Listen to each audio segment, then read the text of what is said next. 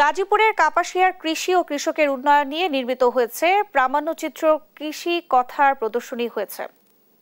শনিবার বিকেলে উপজেলার রানীগঞ্জ খেয়াঘাট সংলগ্ন মাঠে এই প্রদর্শনী হয়।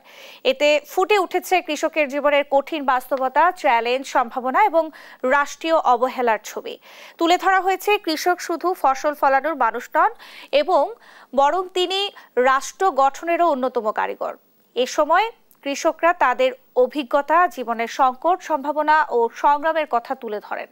এর নির্মাতা ইঞ্জিনিয়ার হাবিবুর রহমান বলেন, তারেক রহমানের ৩১ দফার ২৭তম দফা বাস্তবায়ন হলে কৃষক আর পিছিয়ে থাকবে না। কৃষি হবে দেশের উন্নয়ন ও সমৃদ্ধির মূল চালিকা শক্তি।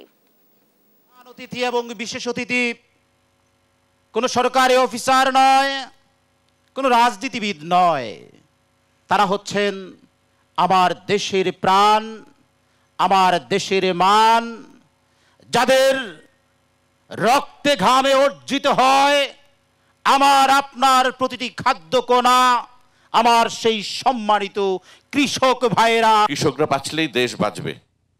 কৃষকরাই কিন্তু এই দেশকে বাঁচিয়ে রেখেছে। সেই কৃষক যদি তার উৎপাদন করা ফসলের দাম না পায়, সে তো কৃষিকাজে থাকবে না, সে অন্য জায়গায় চলে যাবে। এটা কিন্তু খালি বাংলাদেশ নয়, সারা পৃথিবীর জন্য একটা বড় চ্যালেঞ্জ।